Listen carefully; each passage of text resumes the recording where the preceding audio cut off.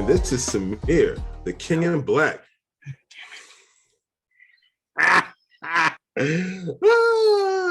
Take two. And welcome to the 29th anniversary of Power Rangers.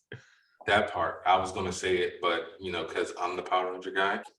But yeah, so when this episode drops, you guys, it would be the 29th anniversary of Power Rangers. Samir, you feel old yet?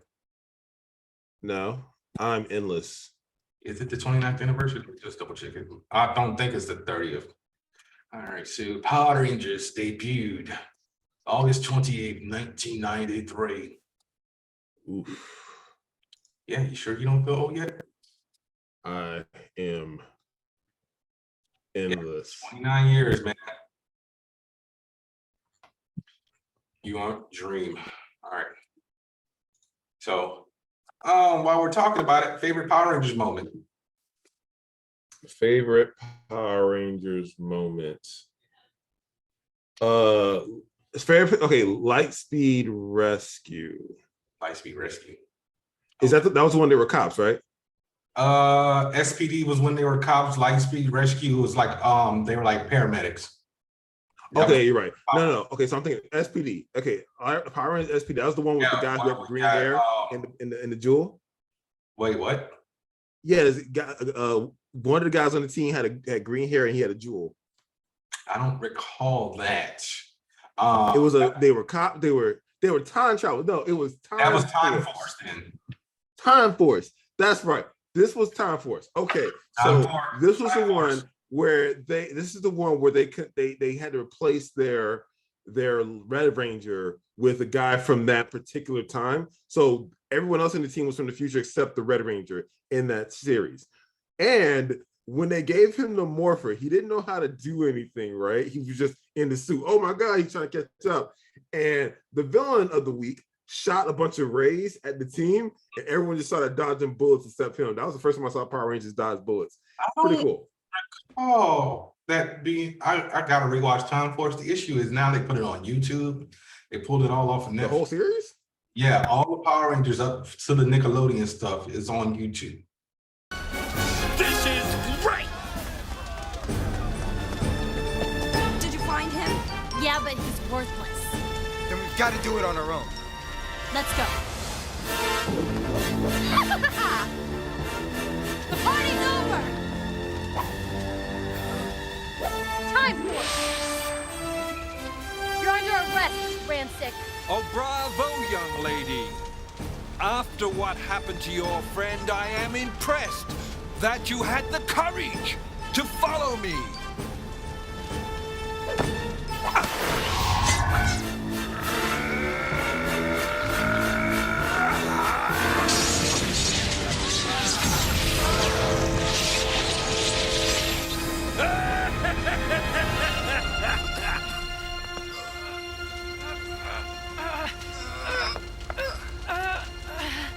Still upset about your fiancé's untimely demise? His fate will be your own.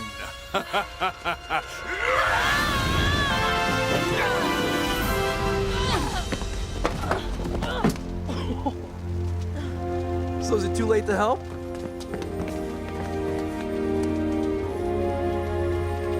It's yours.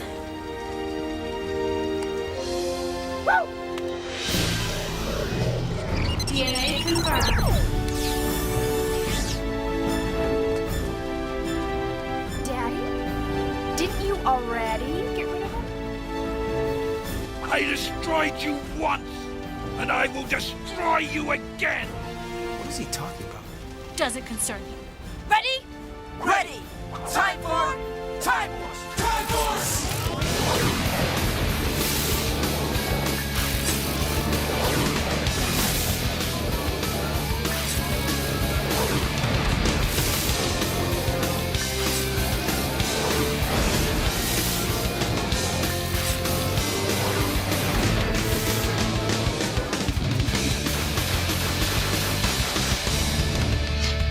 Wow!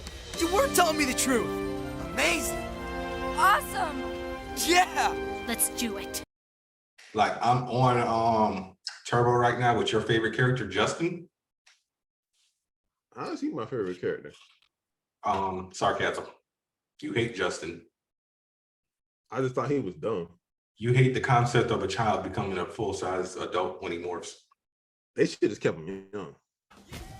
Come on, Rocky. Focus, Rocky. Focus. Tommy, follow through. You're follow through. Rocky, get back in there. Let's go. All right. Watch your form. Get in there. Get in there. Watch your head. Come on. Move. Adam, get in there. All right. Get in there. Rocky. Spinning heel kick my hand. No, now look, you're trying too hard. Hey, Rocky. Maybe we are trying too hard. Maybe we're not trying hard enough.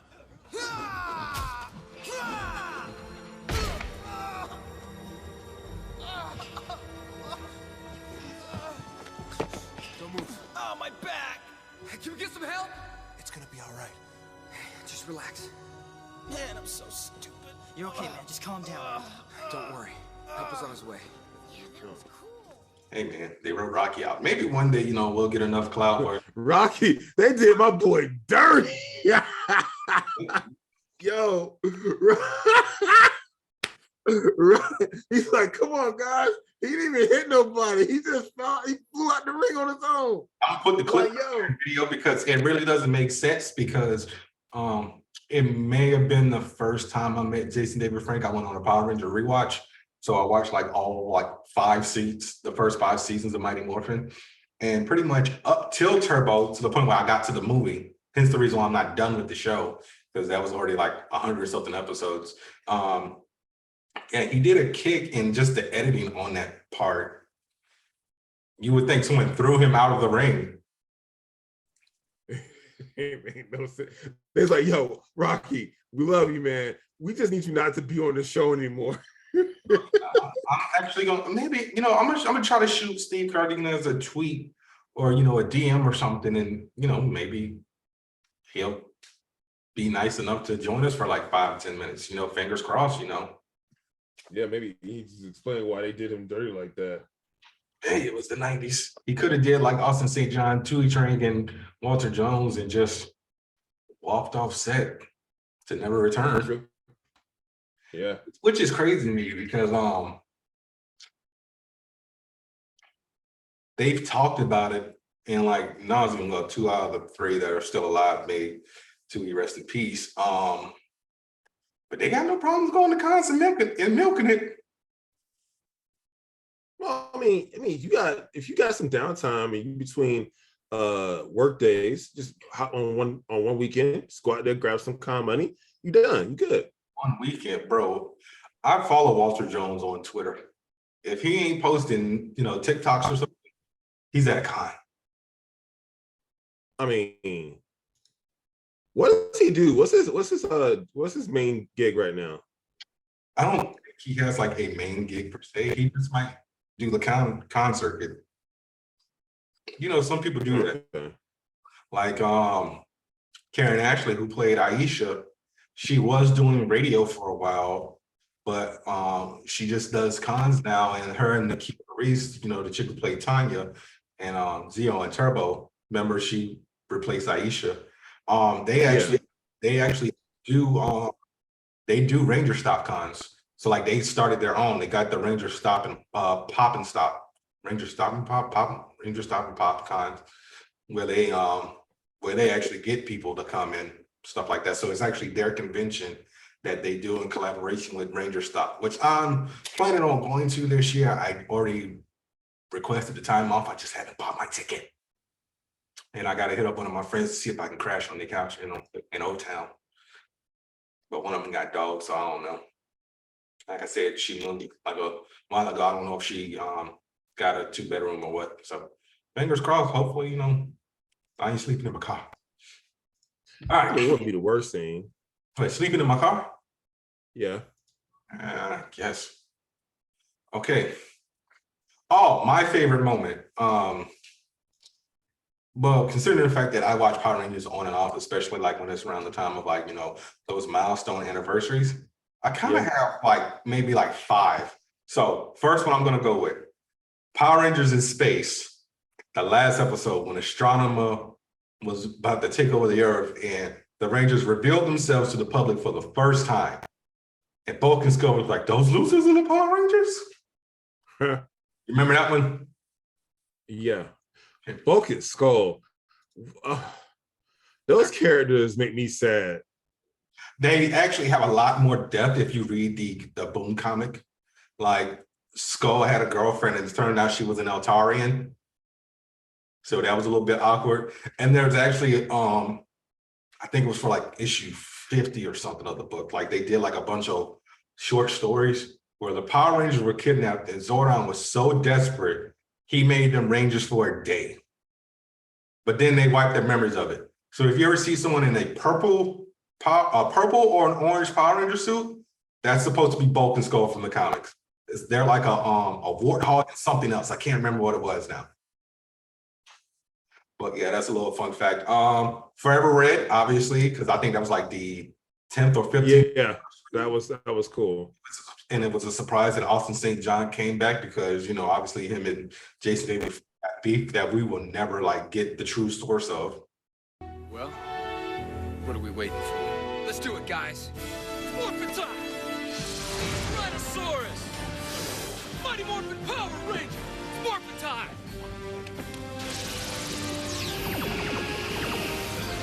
Red Seal Ranger! Ah! Shift into turbo! Red Turbo Ranger! Yeah! Let's rock it!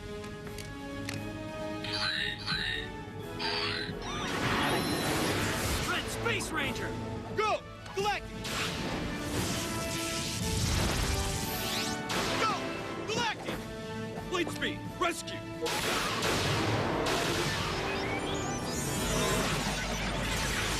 Red Light Speed Ranger! Yeah! Time Force! Time Force! Time Force! Yeah! Quantum Power! Quantum Ranger! Yeah! World Access! Yeah!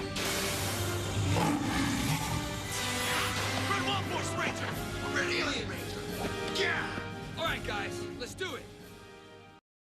The 25th anniversary edition, anniversary, I want to say, with the Legendary Battle, where they brought back as many people as they can, but continuity-wise, it didn't make sense because, once again, Power Rangers uses a lot of Sentai footage, so you got people who were obviously Mighty Morphin Rangers, but at the same time, they were also Zeo Rangers.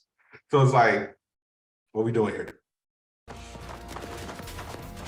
No way. There's more? This can't be happening. How can we defeat an army this size? One more fight, guys. This is it. Hey, guys. Look over there. What's going on? No, who are they? Legendary Rangers. Real ones. Look! Over there! Wow! Mighty Morphin. And Zeo. Look, I see Turbo. Incredible. Lost Galaxy! Wild Force? Dino Thunder? Lightspeed Rescue? Mystic Force? Jungle Fury and Ninja Storm? And Samurai. They're all here.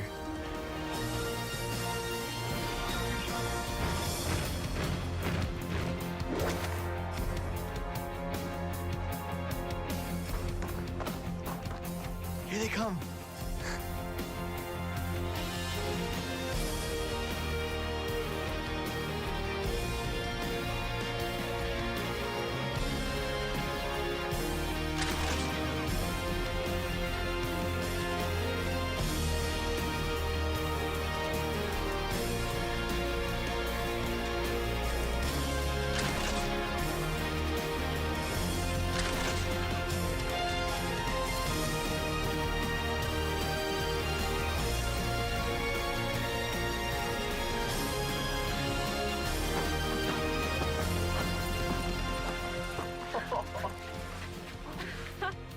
I knew it. I've dreamt about this.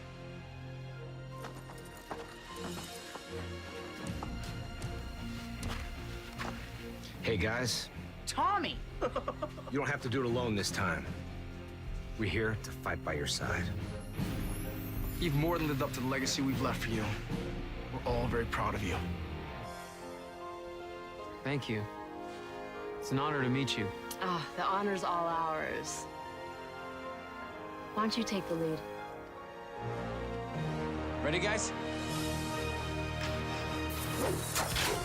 It's Morphin time! Go, go, Megaforce!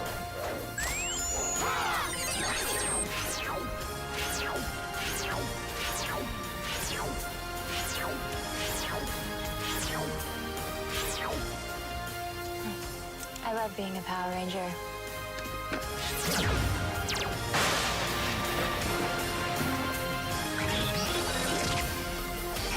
Ready, Rangers? Time to create a new legend! Look. And my fourth one, I'm just gonna end it with 4. Something that I wish that they actually made.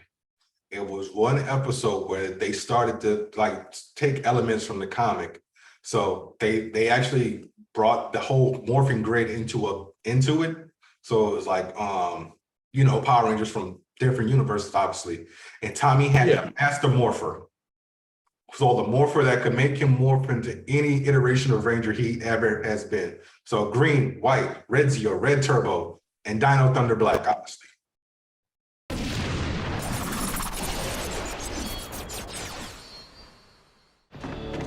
There they are!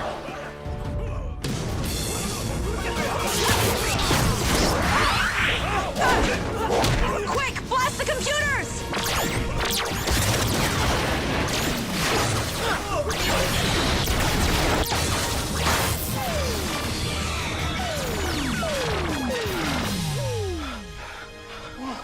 Whoa, Wes, what happened? Last thing I remember, I was meeting with Tommy when some kind of Rangers attacked. That wasn't Tommy. And those weren't Rangers either.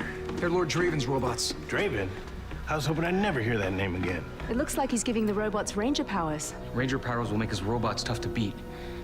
Hey, Tommy, thanks for saving us. So what do we do now? We gotta stop his plans. Come on, let's go. This way.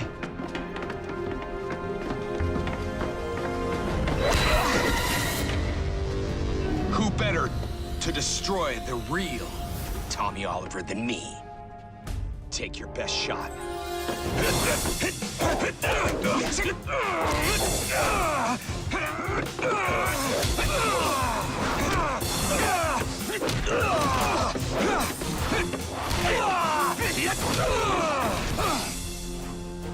You may look like me, but unless you got a master morpher, you ain't nothing but a cheap copy. This copy's gonna kick your butt. Dino Thunder, power up!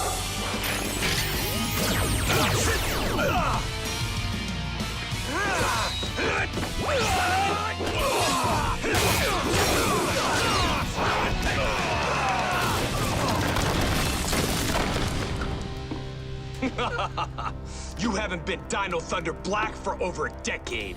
You're old, but I'm a robot. I'll never age. There are a lot of things that I can do that you can't. Like this. It's Morphin time! Zeo Ranger 5! Red!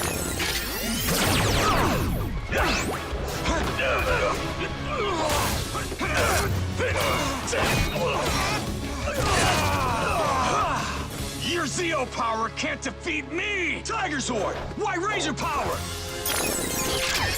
No! Take your best shot!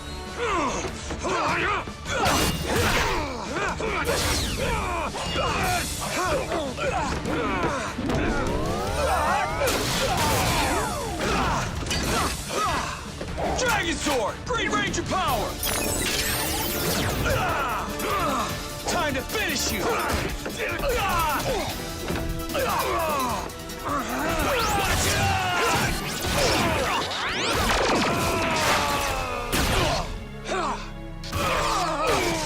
Face it, you're just circuits and sensors.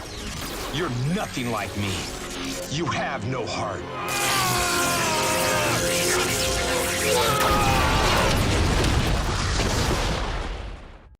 And that was the only That time. was one of his cool forms.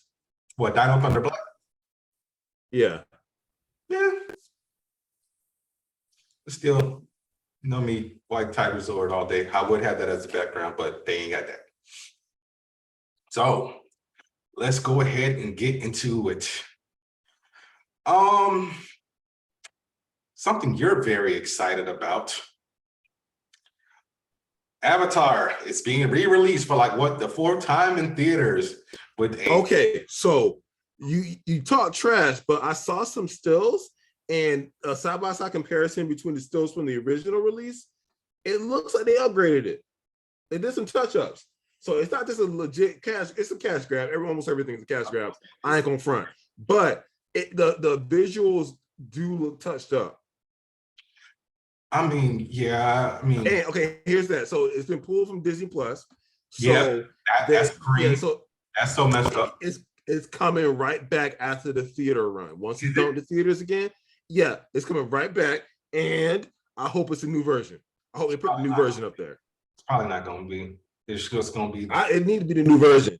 I think this whole thing will be justified if they pulled it from Disney Plus. They give us a newer, spruced up version of James Cameron Avatar, and then that new version gets put on Disney Plus. Yeah, we will find out when we find out now, won't we? All right, what you got, my friend? Okay, so yeah, what was that? I said, yeah, I stole your story. Okay, I wasn't gonna say nothing about it. You know what? Are you okay? I'm good. Okay, are you sure? Yeah. All right. Anyways, yeah. So the Umbrella Academy showrunner, Steve Blackman, is developing a Horizon Zero Dawn series at Netflix. Yeah, I'm still on the fence about this series because we've talked about it and it's got nothing to do with the game. They're just using the names. I think, okay, so here's the thing. So the setting for Horizon is pretty interesting. I think we don't need to go with Aloy's story. Excuse me. I just think going with fresh characters might be a better route this time around. I think if you Resident Evil, which just got canceled. Because that's the thing. Resident Evil. Here's the difference between Resident Evil and Horizon.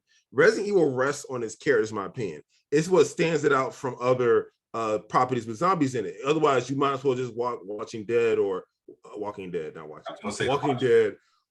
Yeah, I know. Walking Dead or 28 Days Later, whatever zombie property is out there. It's like, so Aloy's story is great. Keep it in the game. I think taking a tribe of people using robotic parts for weapons and armor to fight the environment and other tribes is pretty cool. There's a lot you can work in. Remember, we talked about it. This is everything that happens before Zero Dawn. So this is pretty much going to be Elizabeth Sobek's story. Oh, shoot. Okay, that's what they do. I told you. This is why you need to listen to the podcast. You brought this up. Oh, you know what? Okay, yeah. All right. So in that case, that's also a different angle. So Elizabeth Sobek's story would be interesting. I don't know how interesting. I don't know. That's touch and go because they really have to focus it on. Make that can you milk that? Well, there's a lot happened. So let's say, for instance, you have the initial crisis, recognizing the crisis, getting people to believe the crisis, then getting people to mobilize against the crisis, and then the crisis then falling apart. They kind of tell you the whole story in the game, though. Yeah, but that also could be told in like a movie. If anything, you should do like a movie that's like a prequel to that, and then do the show where it's like more like Aloy's story, but you flesh it out a little bit more. It's like how we always talk about, we don't, as much as we like adaptations, we don't want a straight, narrow adaptation of the story, despite the fact that, you know, sometimes they cut things out that we love, like perfect example, I always bring it up, The Walking Dead. Why did they kill Andrea in season 4? Why does Rick have a claw for a hand? We can shoot Carl in the face, but Rick can lose a hand. Like keep things that that are pivotal to a character's development, but don't change everything just for the sake of just because. But yeah, I will give the show a shot.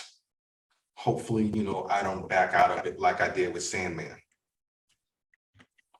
And speaking of Steve Blackman, the Umbrella Academy has been renewed for a 4th and final season. How do you feel about that, Samir? Because you're the only one out of both of us who watched it. I'm excited. That last season, it was hard to watch emotionally, but I was there for the whole ride. Okay. But I just couldn't get into the show. It's nothing against Gerard Way, but I just didn't care.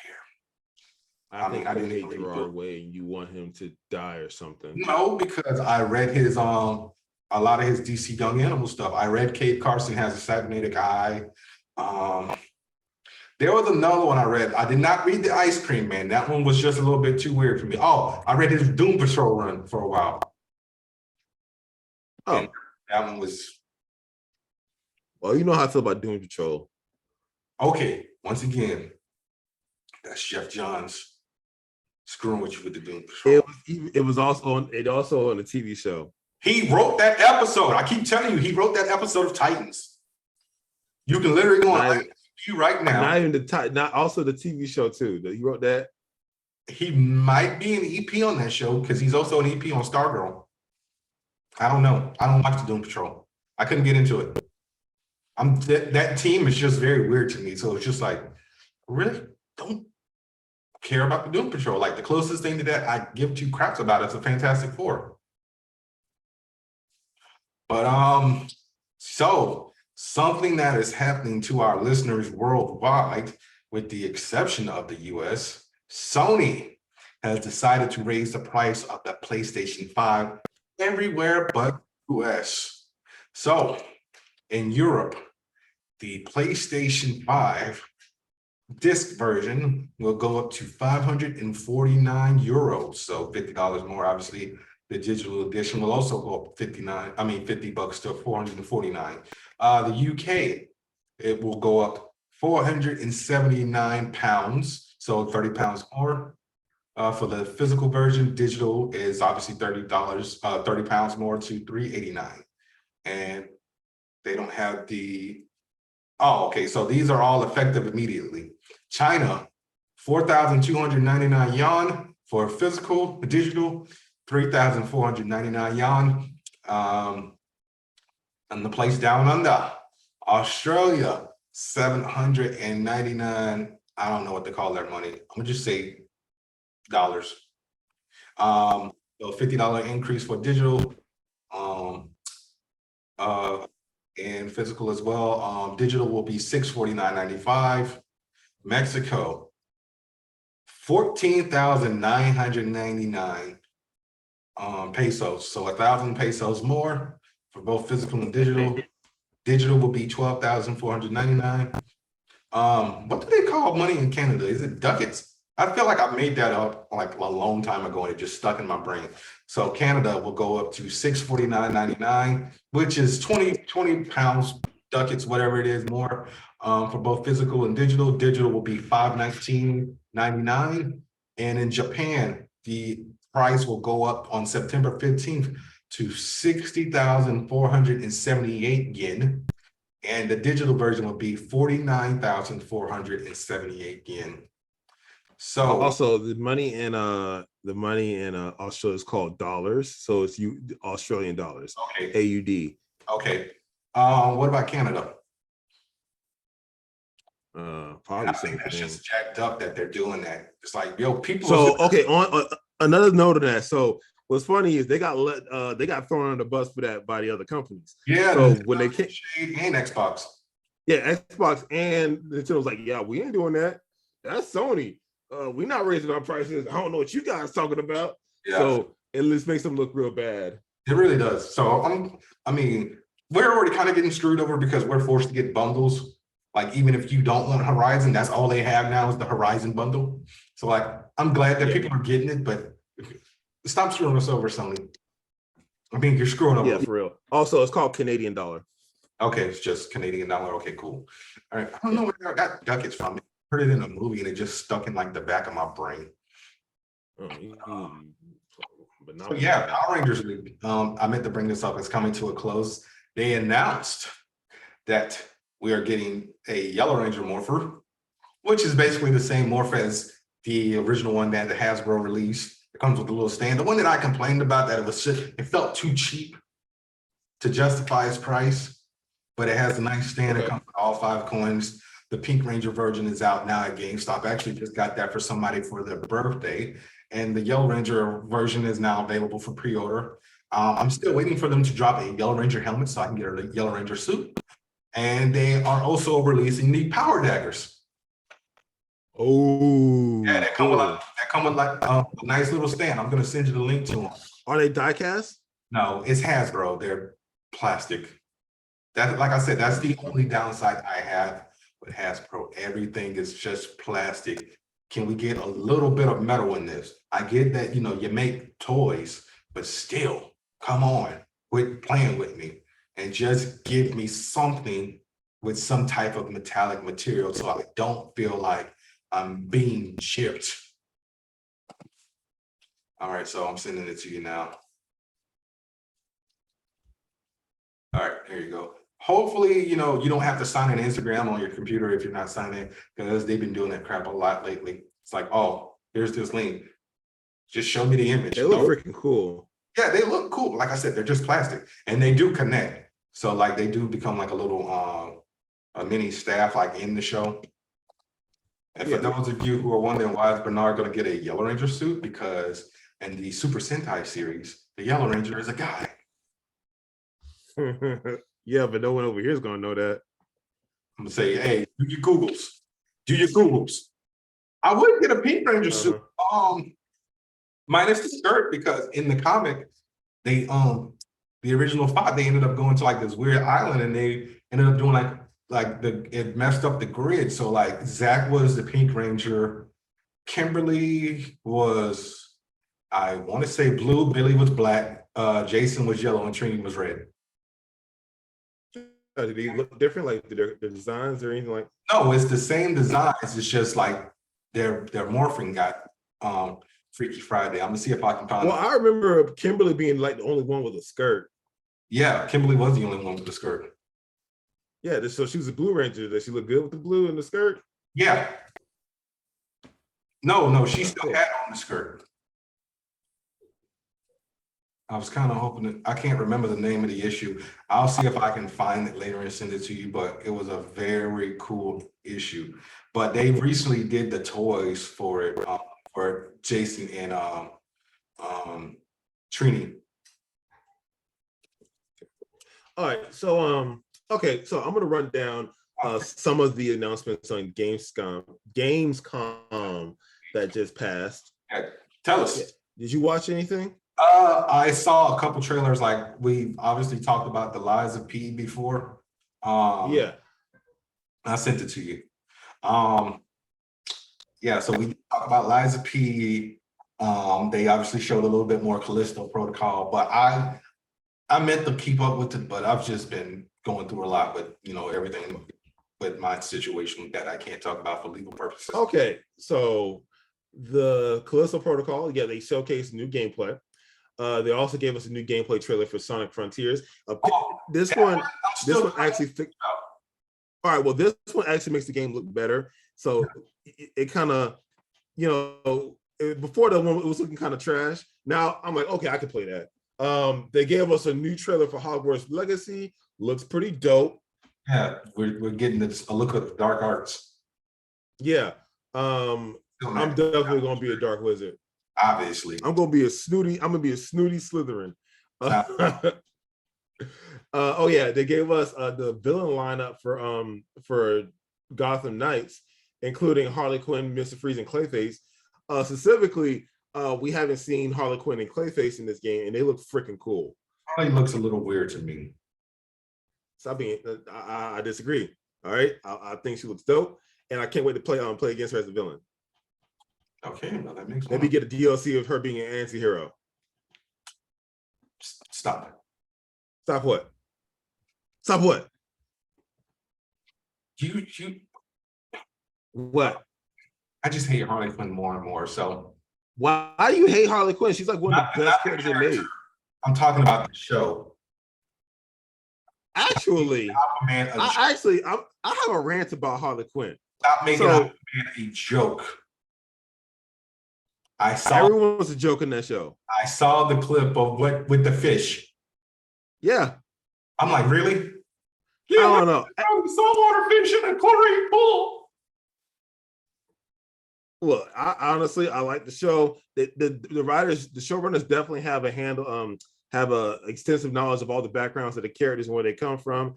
Otherwise, you couldn't make jokes about them. I think it's really good. Also, they did something that most people do not do. If you're going to race swap a character, you acknowledge the race swap. So let's take Catwoman. What? Oh, they race swap Selena Kyle. Yeah, she's black in this in Harley Quinn, and she's unapologetically black. It's so good. Like she be calling people out on their racist bullshit. Like she be all getting all militant about everything. Like they had in this season currently they had an award show for villains, right? And she got an award. Quick question: is this Catwoman's first appearance, or was she in either season 1 or 2? She was in both seasons. She's been a reoccurring character all through the series. Okay. Well, I just wanted to make sure, like, they didn't just turn her black because of almost as Zazie Beetz up because of Zoe Kravitz. No, they did not turn her black. Okay. If anything, they turned her black because of Eartha Kitt.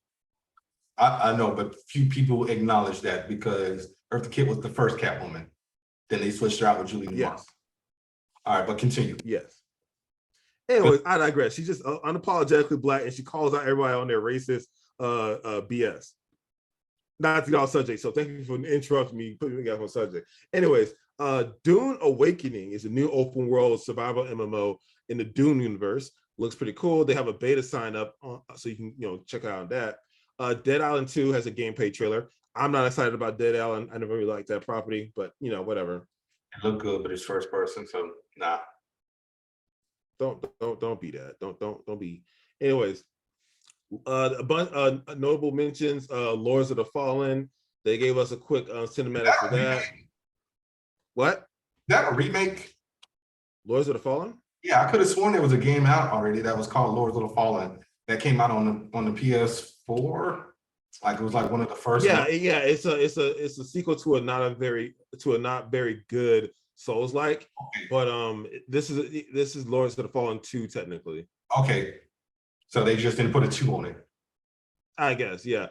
New Tales from the Borderlands. Then we have Tortuga, a Pirate's Tale, which is a turn-based pirate strategy piracy game. That's cool. Let's see. Destiny 2 has a new expansion coming out.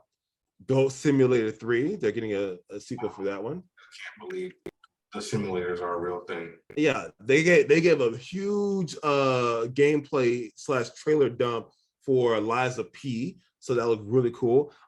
So I'm still on the fence about this game. It looks amazing. I'm super excited, but I haven't gotten anything that gave me the oh my god, I can't wait to play this game. The gameplay just made it seem kind of empty and lonely throughout the city.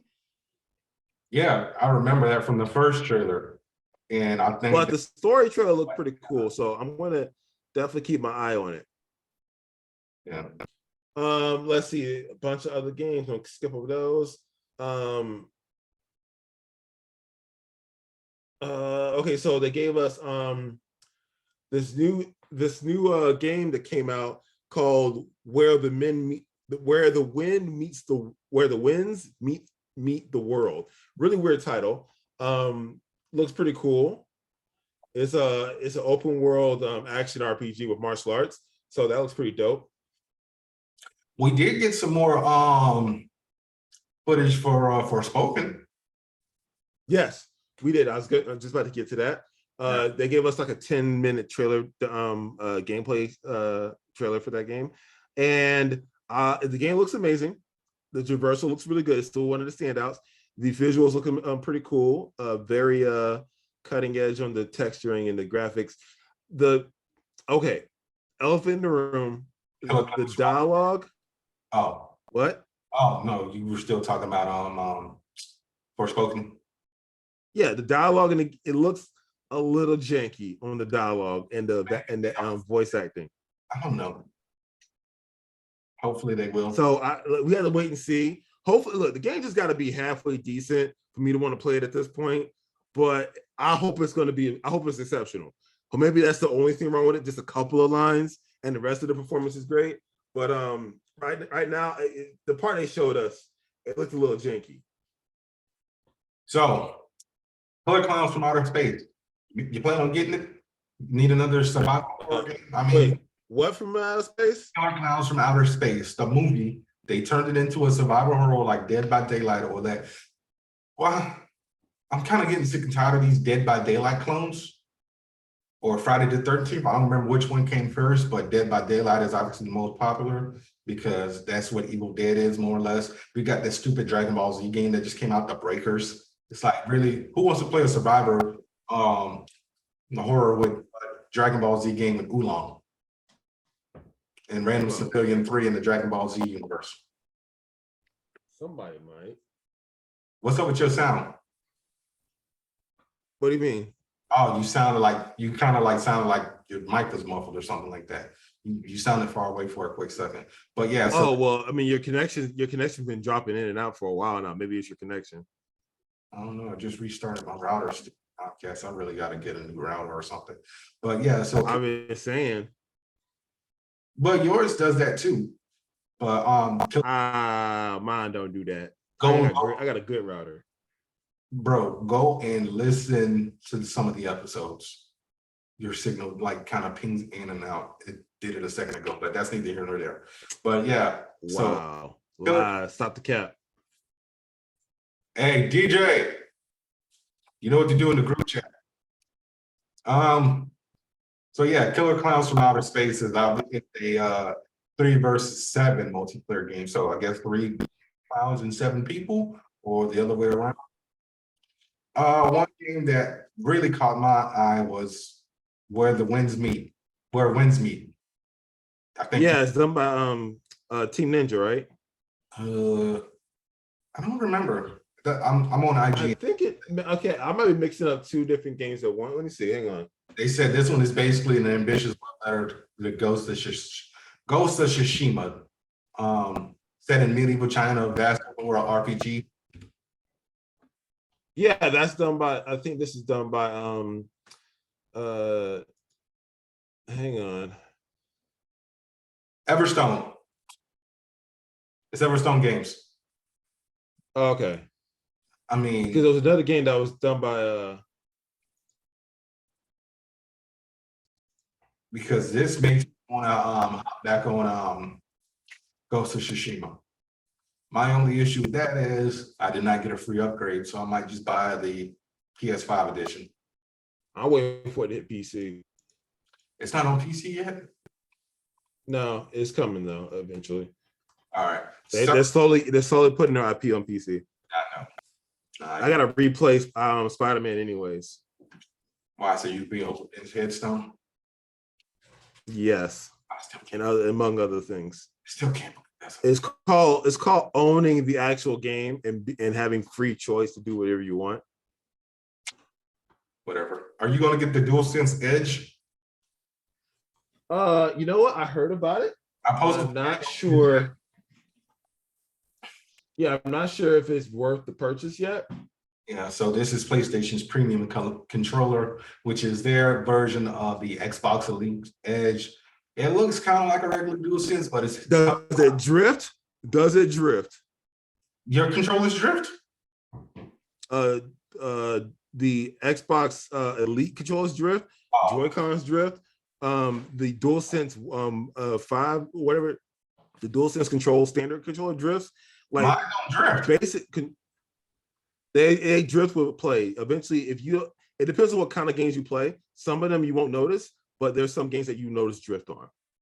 Most controllers drift unless you have a really well-made controller or you repair it and replace some of the parts.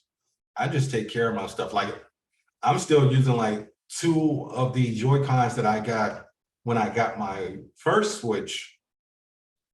They're not drifting yet, and I've had my Switch for 2 years. Either you have been very fortunate or you're capping. Why can't I just take care of my stuff, man? Because it's not about taking care of stuff. If you play it with a certain amount of hours of play, you're going to wear out some of the gears, and it's just going to work. It's just going to start drifting. Like Uncle Cracker said, just drift away. But yeah, so you can program this. It's got control mapping as well as paddle switches on the back and buttons on the rear. And also has a switch on the rear shoulder, which likely adjusts the trigger's travel distance. But we don't know the price or the release date. I'm guessing this is probably going to be $100 because regular DualSense 5 controllers are $70. Maybe 150. I know that the Xbox Elite controller is like $150. Oh, for real? Yeah, I think it is. Okay. Well, I thought about getting one, but I can never justify the purchase. I mean, that's why look on the website. I keep telling you, look on the website. You might find it on there. If I was able to get that Switch, I can't remember the controller name. Controller for like $60 when it goes for 100, you might be able to find an Xbox Elite controller. All right, moving on. BioShock is getting a live action adaptation by Francis Lawrence, who directed I Am Legend, Hunger Games, and Hunger Games Catching Fire, and Slumberland. And Michael Green is a script writer who did Logan and Blade Runner 2049. Oh yeah, and American Gods. So, okay, so far, those are good names. They have good work under the belt. I'm tentatively excited about that.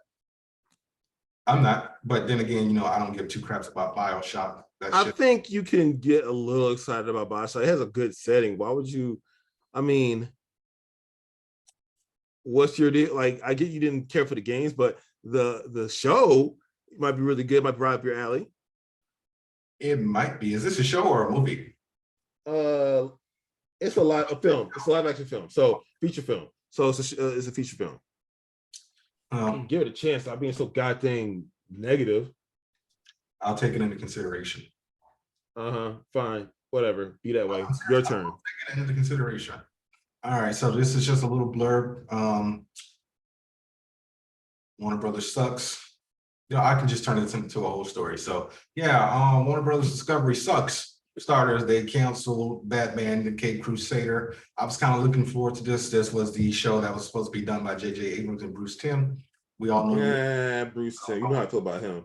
Yeah, we know you hate Bruce Timm because of the whole Barbara and Bruce. It's weird, man. It's weird. It's gross and weird. And he did it multiple times. But yeah. So, bro, I'm just saying, man, his Batman is so grimy. So this was supposed to air on Cartoon Network as well as HBO Max, but it is being shopped around to other networks or streaming services. Who will pick it up? I don't know. Well, hopefully it gets picked up. Can it be picked up by any other streaming services? I mean, it's Warner Brothers Television. They can put that wherever. Perfect example, Lucifer is a Warner Brothers property / DC property, yes? Yeah, I guess it is, yeah. Aired on Fox. Yeah. So yeah, they can send it wherever. It doesn't necessarily. Gotham, DC property was on Fox. Yeah. Constantine was on NBC. True. Which is part of Universal. But they also decided to push back Shazam and Aquaman The Lost Kingdom. So Shazam is going from Christmas of 2022 to March 17th, 2023. That's so far. Which was Aquaman's release date. So now Aquaman is going from March 17th, 2023 to Christmas of 2023. Why? I don't know. But yeah, we already spoke about Ezra Miller's apology and all the other stuff that they low-key were pulling off. But it's like, at this point, are we really going to care about Warner Brothers? Because the only good news that's come out from them is Matt Reeves has signed a multi-year deal with Warner Brothers. So hopefully that means, we're getting the Batman 2 pretty soon. Everyone wants Mr. Freeze. I'm marginally excited about that. I mean, I want a good Mr. Freeze. I mean, everyone wants Mr. Freeze to be the villain. Okay, look, I would love for Mr. Freeze to be the villain. Can they do it though? Can it make sense? I think they can make it make sense, but here's how he shoots a bunch of cryo rays out of his gun. How they gonna make that realistic? I don't know, but I think they shot themselves in the foot. All we got left are the anarchy chaos guys that want to take down the establishment. We don't have no clay faces, no man bats, no Mr. Freezes. Yes. If you could pick the villain, who would you pick? That's what I was trying to say, but you kept going on your little rant. Sorry. I want Clayface. I think that'd be a great villain, at least for a secondary threat, but maybe a main threat. I think you can make that be a whole movie. I would love for they already did Bane, they effed him up. They can redo Bane for they could, but Clayface might be better. Big muscle suit Bane and Batman and Robin. Ugh. As well as Mr. Freeze. Yeah, but I think Clayface would be good. No cold punch though. Or I mean, they could fix Poison Ivy. We do her right. I mean, what was wrong with I almost said Uma Thurman? Yeah, I almost said Pamela Anderson. Yeah. I mean, what was wrong with Uma Thurman? That was awful. I mean, the way she, delivered the dialogue was awful, but it was kind of more or less on the same tone as Poison Ivy. Yeah, it got a little bit campy when, Batman and Robin were, measuring dicks. It's like, oh yeah, I'm gonna, pay this. Really, the Batman credit card? It's just like, rest in peace, Joel Schumacher, but that was stupid. It was super dumb. Yeah. And Dana DeVito said, hey, Colin Farrell, my penguin is better than yours.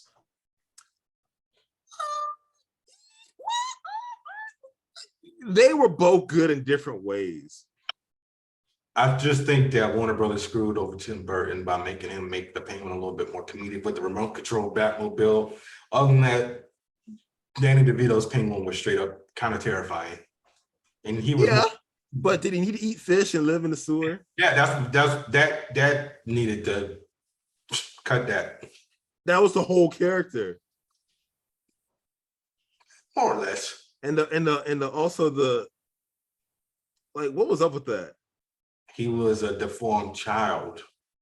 Yeah, I mean, and also that kind of got adapted into the animated series. But prior to Tim Burton, what was the Penguin like in the comic? Honestly, I can't. He's got fingers now. Yeah, I can't tell you what he was like in the comic because I decided to not go back and read anything from like the 60s and 70s of Batman. Maybe he looked more like the Penguin on the 1966 show with like the pinstripe pants, the monocle, obviously what they kind of made him look like later on in the animated series. Yeah. But who knows? But yeah, I'm more or less, I'm over all this Warner Brothers stuff because if they cancel Young Justice, I'm gonna lose. I'm like just literally like take this computer and just like throw it and break it. You can always, go. You also always pirate the stuff if you don't want to actually pay for the platform. True. Well, what do you got, man? What you like doing? I don't like the way you looking up and down like you got something nefarious playing. No, she's just being noisy. Okay. So next story. Godzilla and Kong will team up to fight a colossal undiscovered threat hidden within our world. The sequel releases March 15, 2024. And we're getting a King Kong prequel series on Disney Plus. It's like, yeah. How is that gonna work? Because Universal, what are they gonna go with? I mean, like, I thought Universal had the rights to King Kong altogether. Maybe they're gonna do like the Peter Jackson angle. That was also Universal. Oh, was it? Oh, shoot. Yes, that's what I'm saying. All right, I liked Peter Jackson's King Kong. It was sad. It made me cry, but I like it. Never watched it. It was so good. Adrian Brody was in it. Jack Black was in it. Naomi Watts. I know who was in the movie. I just never watched it. It was how did you never watch that movie? It came out. Everyone was excited about it. There was so much opinions flying around. Like, how did you miss that movie? It's literally going to be the same one as the original. They go to Skull Island, they take him, put him on a show. He takes the white girl, goes up the Empire State Building, gets shot, falls, dies. Yeah, but Peter Jackson did it so well. If you don't feel something, also making him sympathetic to the woman, making the woman sympathetic to Kong was a new angle because that wasn't like that in the original. She was scared, huh? It wasn't. I don't think it was. I could be wrong. Maybe I'm wrong. But I thought the relationship between Kong and the woman whose name escapes me was something new that Peter Jackson did. Maybe I'm wrong. Maybe they did have that in the original. I mean, who knows? That was like 50-something years ago. Yeah, I'm just like, why? I mean, how is Disney able to do this? Because I mean, like, is it like to the, I'm gonna look this up real quick because I don't think King Kong is like, an open source franchise, like actually he might be public domain. Yeah, I'm checking right now. That first one came out a long time ago. Universal. Right, so during the battles, Universal discovered that the copyright of the Lovelace novelization had expired. Okay, oh yeah, apparently King Kong is public domain. Yeah. So yeah, there you go. King Kong is public domain. You learn something new every day, people. But yeah, I mean, do we really need a King Kong series from Disney Plus? Yes, we do. We do? Yeah, because it could be good. I don't like that. I try not to use the who asked for this argument or do we really need that argument? It's like if it's good. I've been on the other side of that fence on this podcast multiple times. I have not been. I try not to use it. Even when I use that, I say, okay, that's not true because we don't know what we really want. All right. If it's good, it's good. All right. Just because you didn't ask for it. I mean, nobody asked for Terminator for Terminator Judgment Day. Okay, that was an amazing film. No one asked for that. Oh, yeah, but that's the thing though. Like sequels were always a big thing in like the late 80s, early 90s. Perfect example, like nobody asked for Predator 2. That ended like with like a nice little bow on the package because it's not like the Predator was gonna come back for Dutch. All right, well, no one asked for Blade Runner. Yeah, but that took like 30-something years. And that was really matter. That was really Scott. I'm sick and tired of all these goddamn superhero movies being made. Let me go back to the vault. Like, come on. They're doing Gladiator 2. Who's gonna watch that? Didn't Maximus die? Hey, I'll sound. Hey, no one watched for the first Gladiator. Okay, yeah, that's the first one. We're talking about sequels, but didn't Maximus die? Refresh my memory. Yes, he died. So how is it coming back? I mean, either it's a sequel. I mean, either it's a prequel or his son does something. I mean, I'm gonna take a line from SD Semper. Didn't Russell Crowe get a little fat? That was funny. Okay. But yeah, I mean, I don't know. Maybe I'm just not a fan of the MonsterVerse because I did not like Godzilla versus Kong. I really it was good because of the fight scenes were dope. Yeah, but I also didn't fuck with the first Godzilla to the point where I didn't watch King of the Monsters. But that's just me. Sword and sorcery and giant monsters, I don't care about. Throwing some mechs and you got me because I love Pacific Rim. That sequel was trash. I didn't say the sequel. It was good, but it could have been better. This is what happens when you get people who are known for doing TV shows to direct movies. It's like Stephen DeKnight, he was a showrunner, and I loved him as a showrunner. You know what show he ran? He ran Daredevil. Which one? On Netflix. What do you mean, which one? How many live action Daredevil series have we had? I didn't say movie, I said showrunner. Mark Steven Johnson directed the Daredevil movie as well as the first Ghost Rider movie. How do I know that? I don't know. I just have stupid stuff stuck in the back of my head. Yeah, he must be trash because both those movies are awful. Yeah. Director's cut and all. Director's cut filled in some plot holes. The playground scene was still there, so I don't want to hear you say that again. Yes, the playground scene was still there, but it was a slightly better movie than the theatrical. So basically, they saw the pile of dog crap and they put some sugar on top, make it easy to go down. Well, anyway. Okay, it's your turn, right? Yes. I was gonna say, don't you try to steal my story because I've been waiting for this one. So the man who does almost every single thing based off of a movie, as far as movies and TV goes, as far as he does a lot with comic books franchises, and it's like we really don't acknowledge him that often.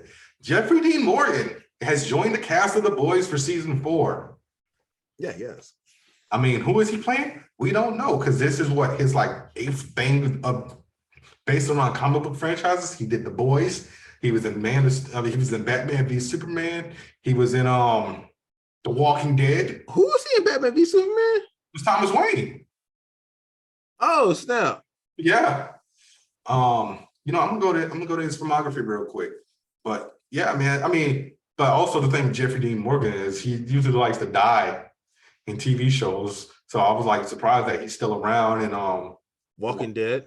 Yeah, but Negan doesn't die. So spoiler alert for like a comic book that ended like 5 years ago. So yeah. Okay, well apparently so he was in Jonah Hex, unfortunately. He was in The Losers, Watchmen. What else? It's all a joke. It's all a joke, man. Like I said, The Walking Dead, The Boys.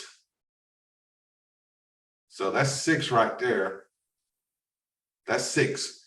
And if you just like went with things like fandom, like Star Trek Enterprise, he was also in nah, that doesn't count. I was gonna say Red Dawn, but nah, that doesn't count. Because that was based off of a movie, not a comic book property.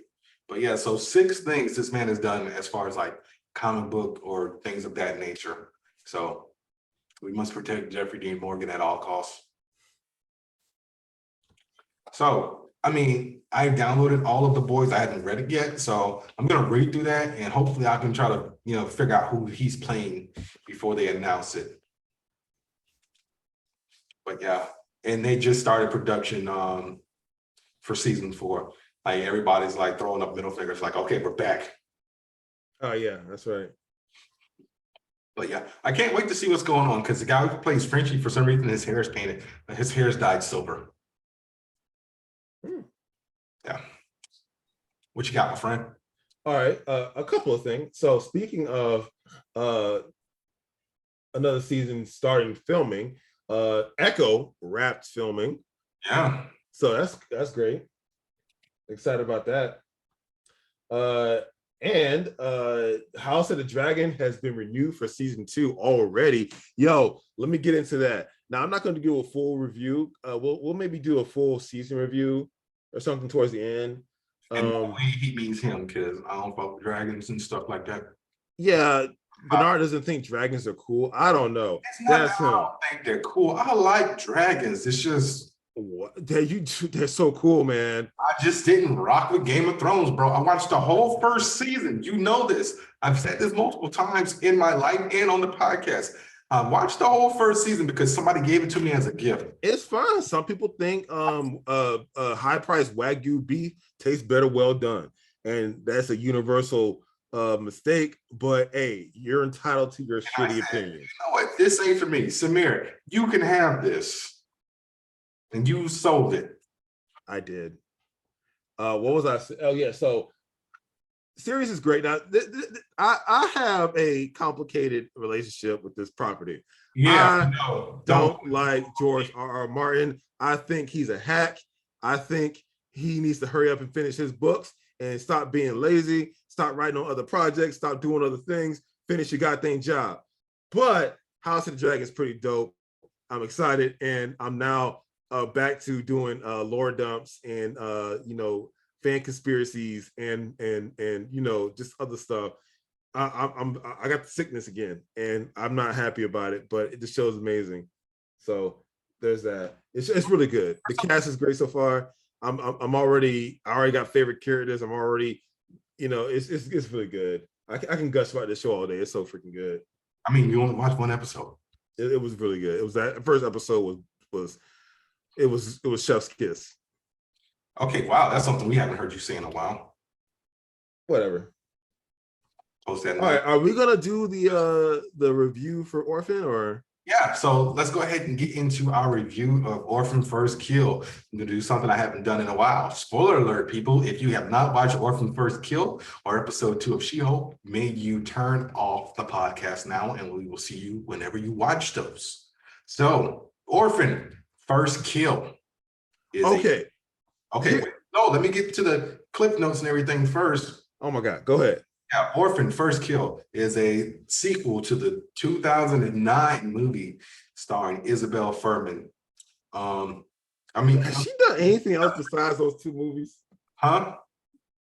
The lead, Isabel Furman, has she done anything else? Yeah, she's done a lot of stuff. She was in not Game of Thrones, Hunger Games. Oh, yeah, she was the psycho lady with the knife. I don't know about all that, but yeah, I'm gonna tell you She what. played a Glimmer or Clover. Clover or something like that. I looked it up a couple days ago. Yeah, so she's been in like stuff here and there. Like, yeah, Oh, she was in Escape Room. she was in After Earth. I don't remember her in Escape Room. Oh, she was in the extended cut, so that's why. Oh, she was on Masters of Sex. I did watch that show. She did not look the same, obviously. Otherwise, I would have remembered that. So, Orphan's First Kill is a prequel to the 2009 film that came out that starred Isabel Furman. Spoiler for this movie. I already said all that. No, but the whole point of the first movie was that she was adopted. They thought she was a child. She turned out to be a psychopathic adult, posing as a kid, and tried to kill the whole family. So that's the whole twist of the first movie. So when you think, okay, wow, how can I do a prequel about this when, you know, the whole twist of the first movie is kind of already revealed? Yeah. And I think that's the reason why it took them like 14 years. I don't know if that's the reason why, but the twist in this one is so goddamn good. Yeah. So film was directed by William Brent Bell, who directed The Devil Inside, Brahms, The Boy and the Boy, Separation, and some movie called Stay Alive. So he's big in horror. Screenplay was by David Coggeshall, with the story by David Lee Johnson McGoldrick and Alex Mays, who obviously wrote the first film. And it stars Isabel Furman, Rosa Sutherland, Hiro Kanagawa, who I haven't seen in forever. Julia. Oh, yeah, that's Principal Quan from Smallville, son. Yeah, that's right. Also, Julia Stiles was so good in this movie. I mean, Julia Stiles is good in everything, for the most part. All right. So, like we said, this is, okay, so basically it says, the synopsis is, after orchestrating a brilliant escape from the Estonian psychiatric facility, Esther travels to America by impersonating the missing daughter of a wealthy family. So, I mean, this movie was a little bit long. It wasn't, though. It was like an hour and 39 minutes. It was That's not long.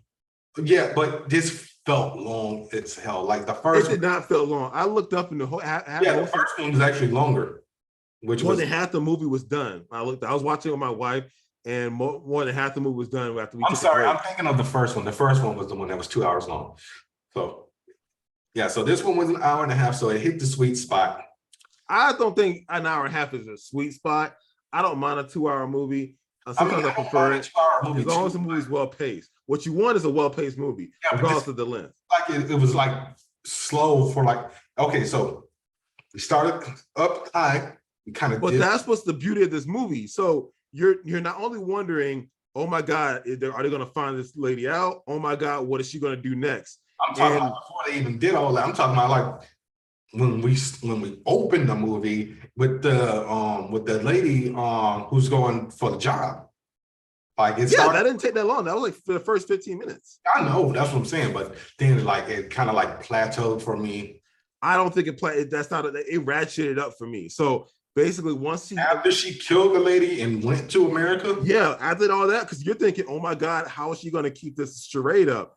It's like it was like a good 45 minutes of it just leveled. No, they did. She didn't keep it up because you're thinking, oh my God, she's gonna have to kill the psychiatrist lady because the lady's gonna find her out. Oh my God, the detective guy is onto her. She's gonna have to kill him. How is she going to get away with all this stuff? That's what I'm thinking the whole time. You put you in the mindset, put you in pins and needle almost immediately, and then you find out the twist. Are we doing spoilers? I literally said you just said spoiler. Fine. You find out that the mom of the family and the son are also psychopaths, and she's the one in danger. That was brilliant. That really was the twist that got me. And I gotta give the production team on this movie 10 stars because Isabel Furman is not 4 foot, whatever. She's 5'3". So Well, yeah, they're doing some camera tricks make it seem a little shorter than she actually is. But they're also like the makeup team, like there is no CG on her face to de-age her to a 10-year-old. They all practical effects and makeup. Yeah. So when the first movie came out, what was she, like 18? Something like that, because she's like 25 now or something like that. Yeah. So it was 09. They filmed it in 08, probably. She's 25 now. How old does that make her? Hang on, my math is awful. So it's been about 20 years. 14 years. I was gonna say 14 years. Yeah, so yeah, actually, she was actually pretty young in that first movie, actually. Yeah, she was a minor, actually. She was like 11. No, she wasn't 11. Bro, she's 25 now. The movie came out in 09. So she was born in 97. She was 12. Oh, yeah. I'm tripping. You're right. So she was a minor. Yes, which is crazy. But so yeah, let's get back to this movie. I did not expect that twist to come that, the brother killed his sister.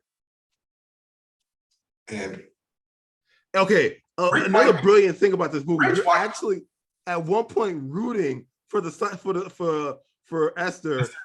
Yeah, or Esther or Lena partway through the movie, because you're like, yo, this lady is evil and she needs to go, and the son is a little freaking incel motherfucker. Yo, I'm like, yo, this guy needs to go. You hate this dude. Yeah, and I was like the all the single times that we thought, oh, she's gonna kill him and get away. It's like, nah, it's like you hope, but then it's like they're not gonna end the movie like that, because we already know like everything that happens to this character, because the first movie is literally like set up 6 months after this one. Yeah. So it's like that scene where they're going into the city and she's getting ready to push them on the tracks when the train's coming. I'm like, oh, somebody's gonna come and put this all up for her. Well, okay, things like that, you kind of know that it wasn't going to go down that way. But again, I knew for a fact that the climax was going to be pretty spectacular. Like, you're waiting for the crap to hit the fan the whole time. Yeah. The only person you really feel sorry for is the dad. Yeah. I forgot how the first one ended, so I went on Wikipedia and reread the synopsis. Well, she ended up dying. I was like, crap, are we gonna get a third one? That's round. But yeah, I'm like, yeah, she did. So no Orphan 3, because there's no way on earth you can do another prequel and call it Orphan Second Kill. So that's one of the things I kind of hate about when things like this happen with movies. It's like, how are you going to, continue this? Well, no, yeah, that's it. It's 2 movies. I know. We're done. This is like, that's why I was like, back when I watched the first one, I was like, damn, I want another one. I wasn't thinking of prequels. I mean, it's just like the same way. I actually thought the first one was kind of lackluster and really campy. And and here's the thing: the first one rested on its twist. Like, okay, the twist happened. Oh, okay, and then that was it. And it's kind of the whole movie. Like, it wasn't that good. I don't know. You might have to go back and rewatch that. I did. It was okay. It was mediocre at best. But this one was actually kind of genius. And not only did they take the idea that you would think is stale, and you go into it already knowing this twist, and they give you a completely different one that's better than the first one. Dude, you would have never. There's no way to guess that the mom was crazy and the son was a psycho. Yeah, that really did come out right field. So I miss the days of practical effects. It's like we really couldn't build a set of a house and set it on fire. I get insurance purposes and like Hollywood's being lazy nowadays, but that fire, you can obviously tell it wasn't real. Like, I'm okay with the fire. I'm okay with the fire being. It was just one of those things that kind of like got on my nerves. Like when things like that happen, my eyes start to twitch. It's just like, really. I'm okay with that. So I loved it. I might watch it again. I might watch both of them later on throughout the week. I might watch them on Labor Day. I don't know yet, but I'm definitely going to watch them back to back. It's just I'm trying to finish up my DC animated universe binge, I'm on the last season of Batman Beyond, and I gotta watch Return of the Joker because the Zeta Project, for some reason, is not on HBO Max. Yeah. That sucks. I'm like, I could have sworn it was. I mean, they had they had two crossovers. Well, they weren't crossovers. So, well, yeah, they did have a crossover with Batman Beyond, but Zeta appeared on 2 episodes of Batman Beyond, one in season 2 and one in season 3. But that's neither here nor there. So let's get back to Orphan. And he looked totally different. Didn't he? No, Batman Beyond crossed over in his too. Yeah, that's what I said. Did that show ever get an ending? I don't know, and I won't know now because it's not on HBO Max. Probably because it never got an ending. Still, they should have put it on HBO Max. I mean, if Disney Plus can put Silver Surfer on HBO Max, on Disney Plus, that never got an ending either, did it? Or Avengers United, they stand. But rankings. What out of 10, what do we give this? This movie? That's 9.1. Why? Personally, again, the twist, the execution, just everything, the acting, everything was great. The performance by Julia Stiles really stands out. I can't honestly, I can't think of anything particularly that I would do better other than maybe, okay, there's one thing but this is a nitpick. I actually kind of wish they used a little CGI on her face just because it was very hard for me to believe anyone would believe she's 10. It's like, she looks small and young, but she ain't 10. And in the first movie, no, you can believe it. You spend the whole movie thinking she's a child because she is. But now I'm like, yo, nah. That's out the bag. We already know this is a fully grown woman. So it was the disbelief. Yeah, you really have to suspend your disbelief because the makeup wasn't holding up all the way. And they could have used a little bit of CGI. I think we're here at the point where they can use CGI if you put enough, if you know what you're doing. And the team is good enough. Okay. It gets a 9 for me, but I just felt like the pacing sometimes felt slow. Well, I guess that's yeah. That's why it gets a 9 for me. So yeah, guys, if you have Paramount Plus, check out Orphan First Kill, as well as The First Orphan, which is also on Paramount Plus. And I also started my rewatch of Teen Wolf. Still on the first season though. Oh my God. All right. Samir, episode 2, She-Hulk, Attorney at Law. This show's too short. I want to binge it. Titled Superhuman Law, directed by Kat Corio, written by Jessica Gao. Obviously stars Tatiana Maslany, Mark Ruffalo, with a guest appearance by Tim Roth, reprising his role as Emil Blonsky. Yes. So, following Titania's defeat,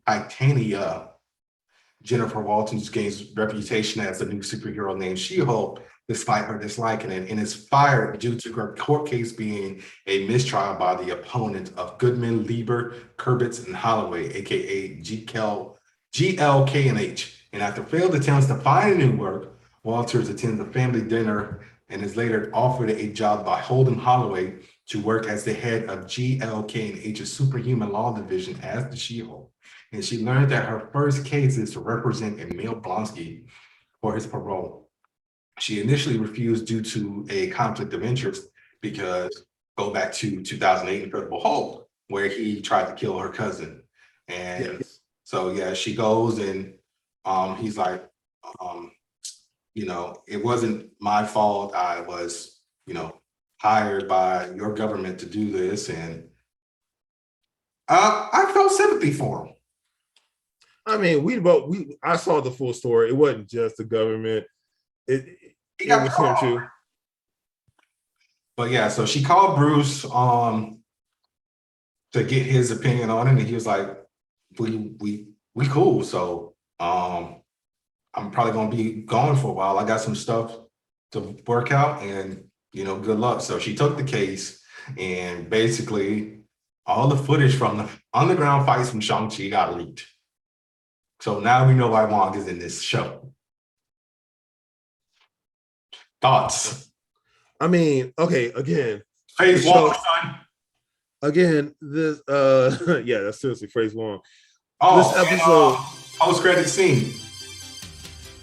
Her thing was just using her Hulk abilities for the hell of it. Got her lifting cars instead of getting jacks, bringing in like 10-gallon jugs of water and TVs on walls. Sounds like my life. Yeah, I thought it was pretty cute. And the guy who played the father, I'm like, this motherfucker looks familiar. He is Larry from Perfect Strangers. Yeah, that was pointed out. People said that. So people are like, technically, does that mean that Valky is Bruce Banner's father? No, because they're not related in Perfect Strangers. They're cousins. Are they cousins in Perfect Strangers? Yes. Cousin Valky. That's so. It's so. I don't know why you remember that. Hey man, because that theme song still slaps. I listen to that like every now and then just to get my motivations up. It's my life, my dream, and nothing's gonna stop me now. And then the harmonica comes in.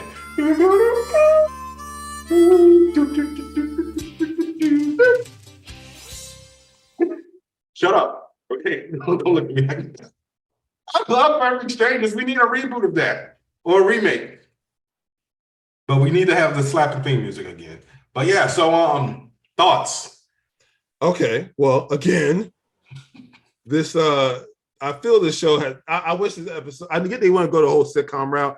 I just want more. So we talked about this, and I actually got in an argument with people on Facebook about this. So Samir, like everyone else, says they want the show to be longer, and I had to tell Samir, sitcoms are 30 minutes. There's no such thing as an hour-long sitcom. And we literally sat on the phone for like a good Seventh Heaven. And you were trying to debunk me on this, and I was like, no. Yeah, Seventh Heaven. What about Seventh Heaven? Seventh Heaven is a drama. There's nothing really funny about Seventh Heaven. The closest thing that you could have got to sitcom was Shameless, but even then, Shameless was a drama with comedy. Just because of all the shenanigans those damn Gallaghers were getting into. So yeah, no such thing as a 45-minute comedy. And everyone's like, well, the runtime is 20-something minutes. Actually, I'm like, if you go and watch a TV show on streaming, like something old like Friends or Seinfeld, guess how long it is? And you know what it is? Because they are still following the rules of baseline television where your show can be XYZ amount of hours. Like you never hear people really complaining, oh, why is this episode of Stranger Things 45 minutes? Because TV shows run on a certain time frame. So that's why they have 45-minute hour-long episodes. I thought that was common knowledge, but apparently it isn't. So love the episode. It's jacked up that she got fired. For saving people's lives. Yeah, I get why she got fired, but still. They made perfect sense. Yeah, but it's messed up. I would have pulled her from the case. I wouldn't have fired her. Yeah. So, it got mistrial, so it got thrown out. That's what a mistrial is. Yeah. It's not rescheduled to our later date. But shoot, I might go rewatch the episode after we done recording. Yeah, I'm probably going to do that too. Banner. People are saying World War Hulk is coming. No, don't. I don't want them to listen. No, I don't want them to because he went back out into space. Yeah, I know. I don't want them to gloss over that chapter of his life. I kind of frankly don't want the MCU to even adapt that part of the Hulk's life, in my opinion. I think they need to leave it alone. I don't think they can get that part of his life the justice it deserves. Also, I just felt that the comic did it so much better. The characters were more colorful. And Marvel has the rights to said comic. The issue is, like we said multiple times, when Marvel was filing for bankruptcy, they kind of had to sell everything out. Like originally, Marvel. Okay, so this is gonna make you mad. I found this out a couple days ago, thanks to just going on deep dives on the internet and everything. Because Jared sent me this. Shout out to Jared. He sent me a list of the top 10 dumbest decisions in the history of the world. Sony originally was Marvel originally offered Sony their entire catalog for film and television, but they were like, nah, we only want Spider-Man. And now they wish they had more. They over there scraping the bottom of the barrel now. Yeah, and another one is not related to what we're talking about. It was just on the list. The founder and creator of Victoria's Secret killed himself. How's that a dumb decision? He was depressed, I guess. Yeah, he was depressed because he sold the company and was just like bad deal after bad deal after bad deal. So he jumped off the San Francisco Golden Gate Bridge. Didn't mean to go dark there, but I was like, Jesus. But yeah, so do we feel sympathy for Blonsky after him telling us, giving us his version of the story? Some of that, yeah, but no, well, because he's gonna have to explain that why he was going cage fighting. No, okay, that's not what I'm. That's not the problem I have. The overall, because he looked like he was having fun in Incredible Hulk. Yeah. You all right? You have an aneurysm? I'm just trying to think. I got to rewatch that movie, but Emil Blonsky, he wasn't the nicest guy in that movie. I think he was just not the nicest guy. He was hired to do a job. So if you go back and rewatch the whole, he went in there with the whole team when they tracked him down to Brazil. And that was where, things kind of started to go left. And he was just like, what was that? And they gave him the whole rundown on Banner, basically create a new super soldier serum. And honestly, all this is Ross's fault. Because Ross gave him that knockoff super soldier serum that made him like the $6 billion man. Remember, he was like, we can give you this. It's untested, but blah, blah, blah, blah. And that's what happened. They gave him all them injections in his back, and he was going toe-to-toe with the Hulk on the ESU campus for a minute. Yeah. Well, he was flipping around, not dodging the hits. Yeah. And then he walked up to him like a dummy and got Sparta kicked into a tree. Oh yeah, he did get 300 kicked. But yeah, so after that he healed up, and like at that point he became a junkie. So he was like, whatever you did with his blood, give it to me or whatever. And that basically was oil and vinegar, and them two just don't mix. And that's how he became the Abomination. For that, he could have just been a knockoff Captain America. So, I mean, yeah, it's all the government's fault. Sorry, FBI agent 48213. We're talking about a fictional series, not real life. No, it's all the government's fault. It's always y'all fault. Okay. All right. All of a sudden, Smeary's gonna get tackled. I know we're just they're gonna kick in the window and everything, and be like, "That's the end of the Angry Blurs. They gotta find a new co-host." But so yeah, I think that's what she's going to use. Well, obviously, she said that's the angle that she's gonna go. So, footage got leaked of the underground fights. Think to Shang-Chi's sister, and we're gonna hopefully we find out who. That ain't her fault exactly. She was running the place. I'm not saying, but I don't mean it's her fault. No one twisted his large arm to get in that cage fight. Maybe Wong did. We don't know. Maybe. Point is that wasn't her fault though. I'm saying, in the grand scheme of things, she was running it. She got bigger things to worry about now. This show is obviously going to fill out a lot of plot holes because, one was already a given, but people seem to ignore it, that Captain America fucks. Because if you go back and watch the first Captain America, that scene with that lady on the USO tour is in the movie. So you kind of can put two and two together. But that was Natalie Dormer. What about Natalie Dormer? That was in the first Captain America. The lady who made out with him was Natalie Dormer. Yeah, I know. And Jenna Coleman was in the movie for all of 2 seconds. Yeah. Yeah, she was one of the girls that Bucky was trying to get them to go with when they left the Stark Expo. So, ranking of this episode on a scale of 1 to 10, Samir, what do you give it? I enjoyed every minute of it, so I biasly will give it a solid 10.0. Same here. Fuck them fuck boys who are still shitting on the show. It's like, bro, if you're gonna complain, don't watch the show. Also, you just telling on yourself. It's like you gonna jump in the comment section just to. It's usually a lot of people who hide behind like avatars of like memes. So it's just like, I quit. But yeah, so guys, we actually know now She-Hulk airs on Thursday. I actually put a little asterisk on the last episode when I did when I was doing the editing in the video section. So yeah, watch She-Hulk on Disney Plus. I don't think we have anything to review next week. other than more She-Hulk. Yeah, besides more She-Hulk. Well, I'm still trying. Well, go ahead. I still got to get around to watching Bodies. I'm gonna try one more time in next week to chime in on the controversy of Bodies. There's controversy? Yes, it's controversy. Yes. Guys, I am going to do a giveaway. Samir, you know what I'm giving away? Your virginity? Sir, that happened at 15, and one of our friends' sister did that. Ooh. You hear that, guys? They know. I am giving away a digital code to Sonic the Hedgehog 2 because I'll be right back.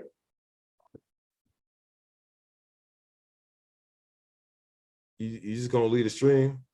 No, I'm not that far. So when I bought the 4K Steelbook, they gave me 2 codes. They gave me 2 digital codes. So I don't need the other one. I'm not flipping it. Well, I can flip it around. Yeah, you can't see that anyway. So they gave me 2 digital codes for some reason. Don't know why. Just a glitch, I guess. You better make sure both of them work. I used the other one. So if this one doesn't work, it's not on me. I'm sorry. Okay. Wow. Don't blame me. Blame Paramount. That's so janky. Go on. How is it janky, Samir? Because if I use the code, it's going to invalidate the code.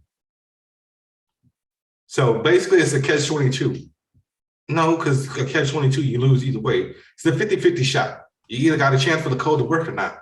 And I meant to give this code away like 2 weeks ago. I just kept forgetting. Are you wearing a Sonic shirt? No. It's Sasuke. Oh, okay. I just saw blue and a little bit of red, so I don't know. I thought maybe it was Sonic Adventure 2 post or something. But simple solution. Just go on our Instagram or our TikTok now and tell me what is the name of the theme song from Sonic Adventure 2 and what is the name of the song from the level City Escape. Shut up, Samir. All right, that's it. So guys, this is Bernard, AKA the Scarlet Spider. And this is Samir, the King in Black.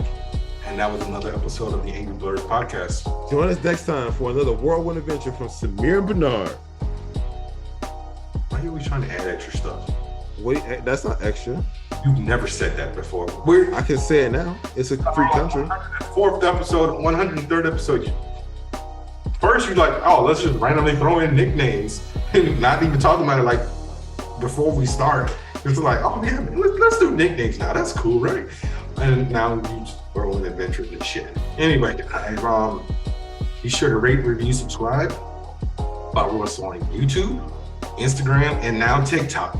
Posted a couple clips up there from the most recent episode with Chris. I just put up us struggling to find our top 5 rock movies. Yes. And we got a couple comments on, me saying that I'm over The Rock.